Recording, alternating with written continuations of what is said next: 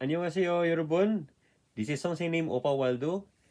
And sa araw na ito, we're going to discuss about a very, very simple grammar. No? Umpisahan po natin sa very simple.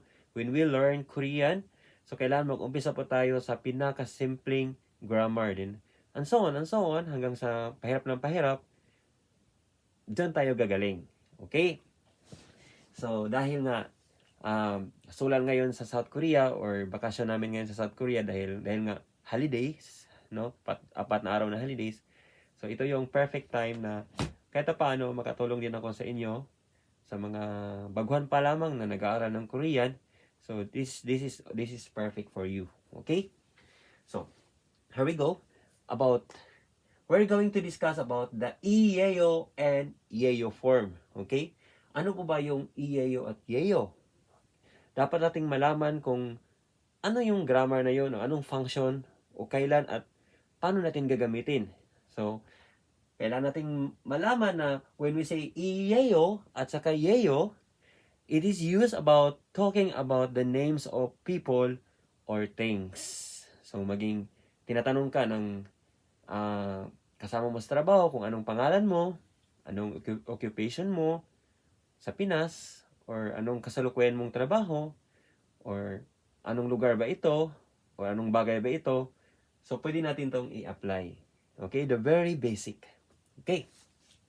So, yung iyeyo guys, para mas maintindihan pa natin, gagamitin lamang natin ito pag the names of a people or things na sinusundan.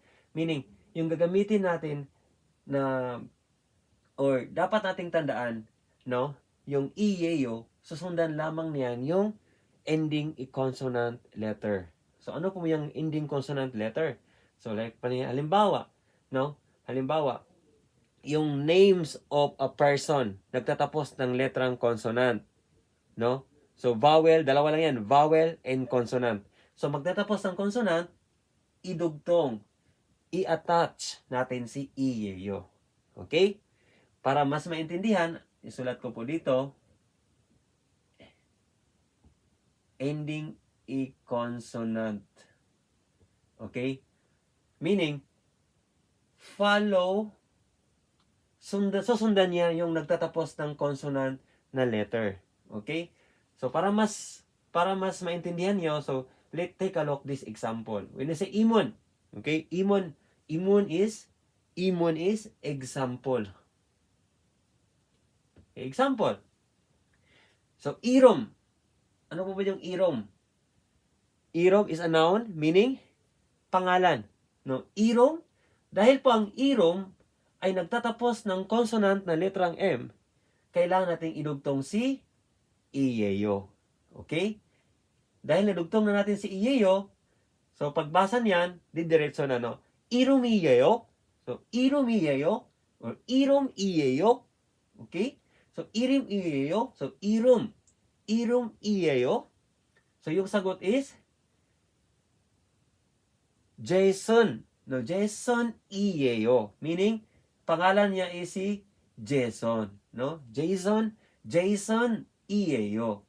So, ano, ang tanong dito ay irom iyeyo. So, ano po bang pangalan mo? Anong pangalan mo? So, ko po ay si Jason. Okay? Nakuha? So, meaning, ulitin ko, yung iyeyo, idugtong lamang natin, or isulat natin siya, or i-attach natin siya, pag yung sinusundan na pangalan ng tao, or things, or anumang bagay yan, anong lugar yan, so nagtatapos ng letrang consonant. No, letrang consonant, any consonants, gagamitin natin, idugtong natin si iyeyo. Okay? So, yung pagbasa nun, irom iyeyo, Jason iyeyo. Okay? So, another is the yeyo. So, ano po ba yung yeyo? Paano natin siya gagamitin? So, yung yeyo, no, will attach after or ending a vowel. Kung si iyeyo consonant, si yeyo naman guys, vowel. Okay? Vowel yung letrang susundan natin.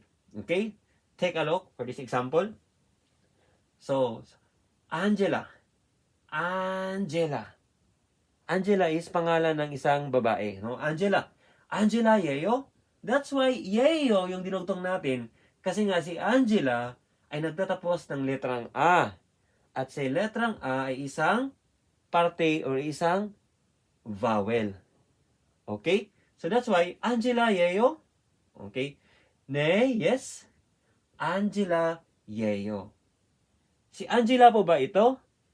Oo. Si Angela po ito. Okay? Angela Yeo?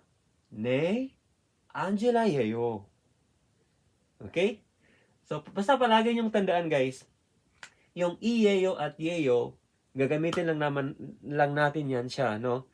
Kung we are going to talk about the names of people, things, shall we say, any objects, occupations, okay? Ganyan sa gagamitin. So, gagawa muna ako ng isa pang example para mas klaro. Okay. Halimbawa, occupation, no? Tinatanong tayo kung anong occupation. Okay? So, when you say chigop is trabaho or occupation, no? Chigop.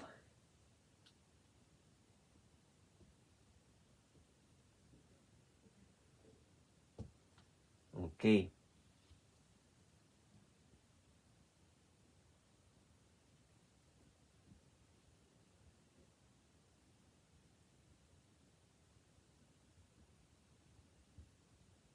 Okay.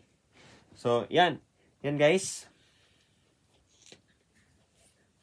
So, yung binigay kong example is Jacob, no?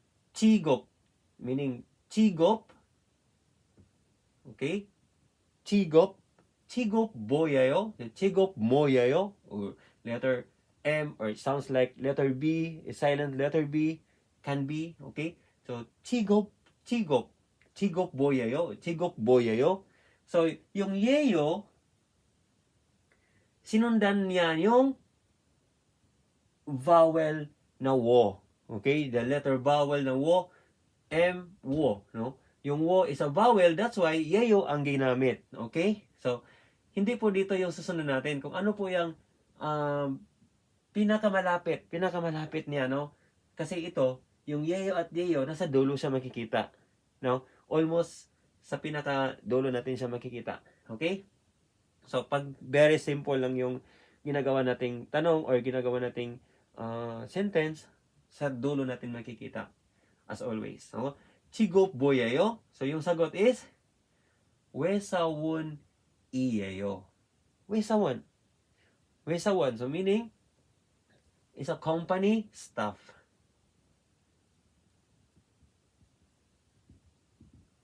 Or company workers. Okay? So, wesawon iyeyo. So, wesawon iyeyo. Dito, nagkakaroon na ng mix. Yung tanong, chigop boyeyo. So, yeyo yung dinugtong kasi nga nagtatapos ng vowel yung mo. Yung mo is nagtatapos ng vowel ng wo. That's why yeyo. Sa sagot naman, yung sagot naman dito, wesawon iyeyo. Kasi nga, sa wesawon ay nagtatapos ng consonant na letrang N. That's why iyeyo. Okay? So, nakuha nyo ba yung the difference between the iyeyo and yeyo? Or paano natin siya gagamitin? So, pag nakuha nyo na, so, maaari nyo siyang ulit-ulitin, no? Try to make an example in your own. Sa bahay nyo, gagawa po kayo ng example para mas maano nyo siya, ma-familiar. Okay? So, that's it. That's all for today about iyeyo and yeyo. And the next video is another grammar na naman po. Bye-bye!